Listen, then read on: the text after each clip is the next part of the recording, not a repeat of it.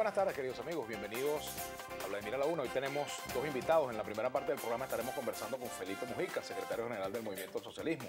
En la segunda parte lo haremos con Jesús Faría, diputado del Partido Socialista Unido de Venezuela y economista.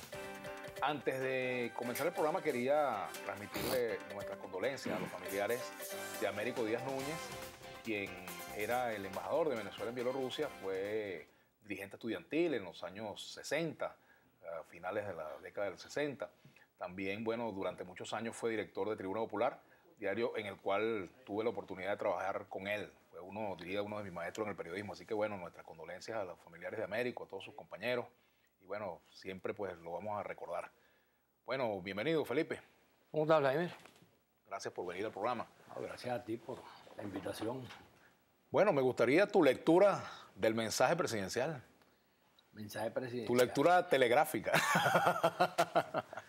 Estamos comentando una anécdota que me ocurrió esta mañana. Vamos a comenzar por ahí y después entramos en la otra cosa. Esta mañana, cuando yo salgo a las 7 de la mañana de mi casa, me consigo en el camino con un amigo chavista. Y le pregunto, fulano, ¿qué te pareció el mensaje de Maduro? Y él me respondió, bueno, más de lo mismo.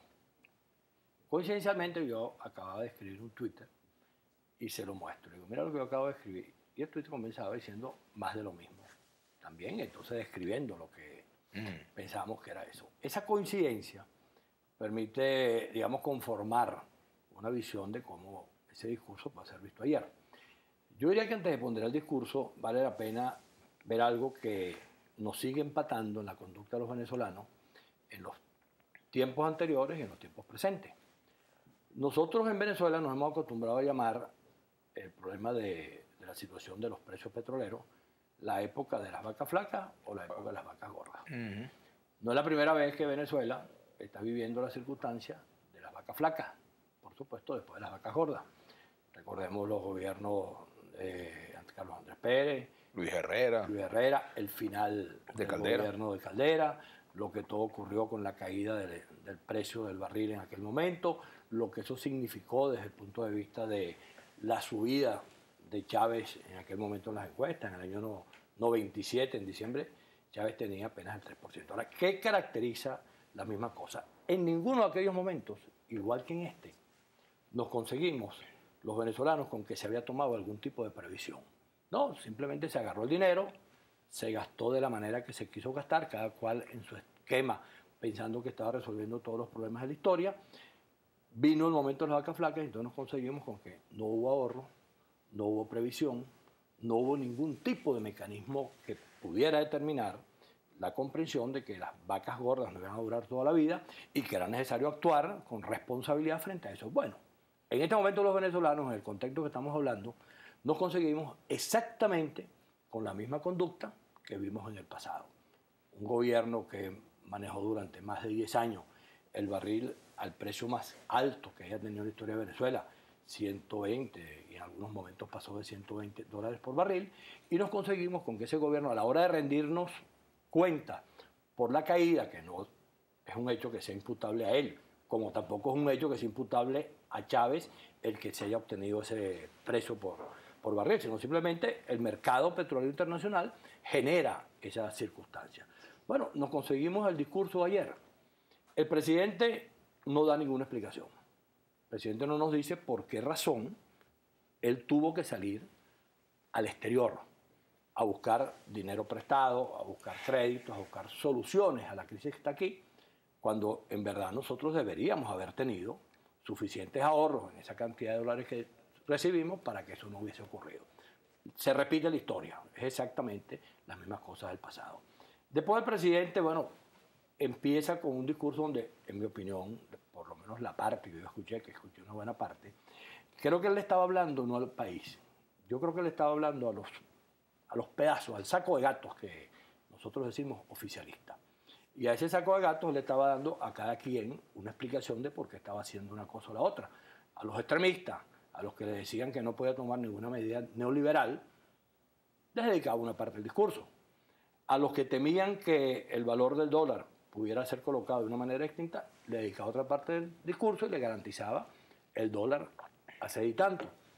Y después avanzó sobre dos medidas. Una, la del SICAC-2, que en la práctica es una devaluación, pero que es una devaluación que ya está consumida en términos del precio real del dólar.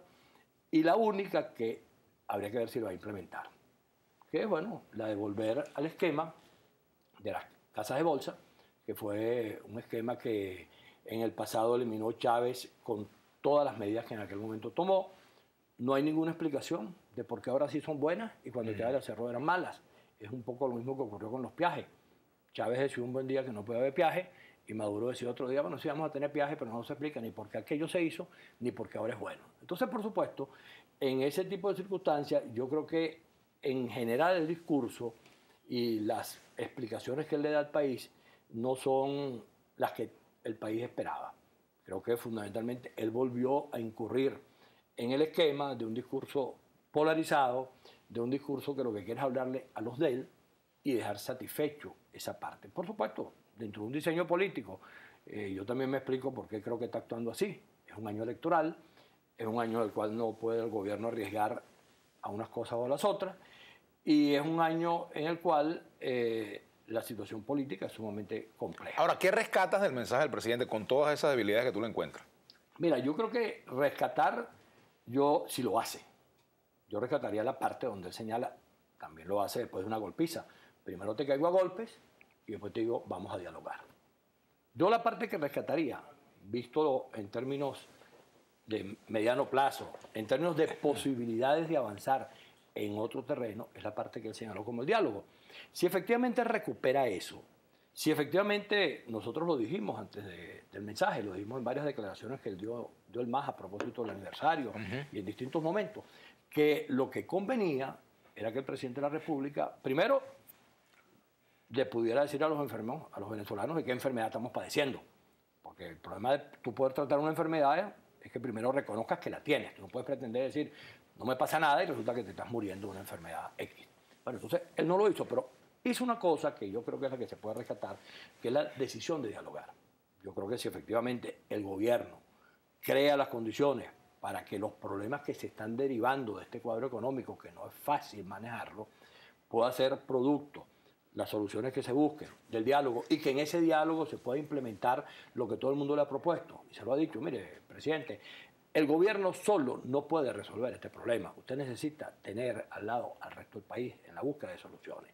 Eso implica hablar con los sectores de la empresa privada, hablar con el resto de los sectores de la sociedad, poder tener un diálogo real sobre los problemas que afectan a los venezolanos y a partir de ahí entonces ver cómo en conjunto todos le buscamos una solución. Tú sales a hablar con cualquier escenario de los venezolanos donde estén y te dicen que lo que quieren es buscar soluciones. Ahora, ¿en la oposición hay ese ánimo, en tu opinión, en la MUD?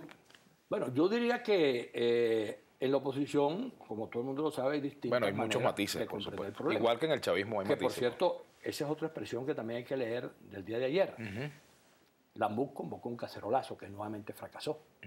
Es la tercera convocatoria que hace la MUD en relación a eventos de protesta que fracasa. Yo no me alegro por eso, pero es necesario registrarlo. Fracasó el cacerolazo que convocó Cristóbal Fernández, fracasó la marcha que convocaron posteriormente Zapetare y esta es la tercera convocatoria que fracasa. Vamos a ver qué pasa el sábado. Lo digo por lo siguiente, porque creo que también la movilización de ayer... ¿Tú vas a marchar el sábado? El sábado no, estoy ocupado en Lara, tengo un acto de aniversario del MAS. En los acontecimientos de ayer se produce una situación en la cual tú ves la convocatoria de Maduro.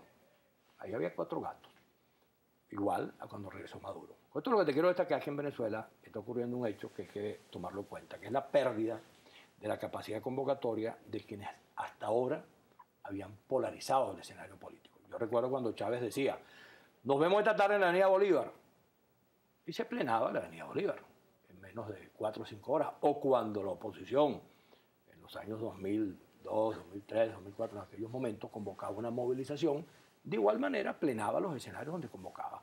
Ahora, tú te das cuenta de lo que está ocurriendo en este momento en el país, el desencanto de los venezolanos por las dos maneras de manejar el problema. Entonces, ayer, paradójicamente, vemos los dos escenarios. Un presidente que le sigue hablando a los suyos y una convocatoria que también es hablándole a los suyos y que ninguna de las dos tiene el efecto que que ambos aspiraban tener. Eso lo que nos indica es que estamos frente a una nueva realidad y que más allá de si la oposición quiere o el gobierno quiere, lo concreto es que el diálogo, que es una de las cosas que propuso Maduro, es el camino civilizado, es el camino más adecuado, es el camino que permite incorporar a otros sectores a la búsqueda de soluciones. Ojalá lo de Maduro con lo del diálogo no haya sido un saludo a la bandera, porque ese discurso tiene una cantidad de precisiones que están todas referidas a saludar a la bandera. Es decir, voy a decir esto para quedar bien aquí, voy a decir esto para quedar bien acá y voy a hacer esto para hacer estas cosas. Ahora, ¿qué piensas tú va a ocurrir con los resultados? ¿Qué resultados van a tener estas medidas? Bueno, los resultados están directamente vinculados a algo que ayer puede haber quedado cierto de una determinada manera. Todo el mundo decía, los anuncios del presidente permitirán saber si el presidente efectivamente consiguió la cantidad de dinero necesaria para resolver los problemas. Todo el mundo apostaba a 3 tipos de anuncios en términos de, bueno, no todo el mundo, digamos, los entendidos que llaman en la materia.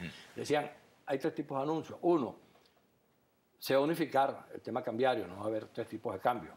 Y entonces se hablaba de 35, 40, 50 bolívares por dólar, como cambio único.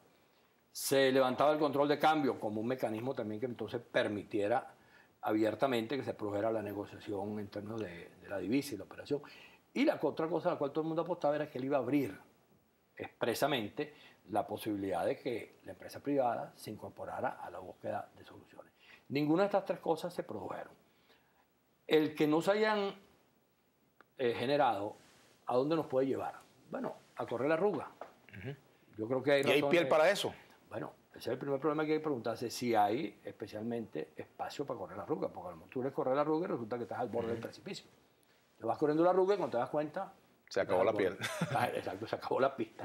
Y entonces te viene el problema siguiente. Eso yo me imagino, porque no es que no se sepa, yo no creo que es que los grupos oficialistas no sepan exactamente de qué se trata. Lo que pasa es que cuando tú hablas con ellos, ¿de qué te hablan? Te dicen claramente, para nosotros el problema es preservar el gobierno. Y tú les preguntas, ay, ¿tú quieres preservar para qué? Para que los venezolanos mejoren sus condiciones de vida. No, lo importante es preservar el gobierno. Lo demás después lo veremos. Es posible que ese esquema se haya impuesto nuevamente. Digo, hay que preservar esto porque las circunstancias son tales o cuales, y eso sería un gran error si eso fue lo que ocurrió.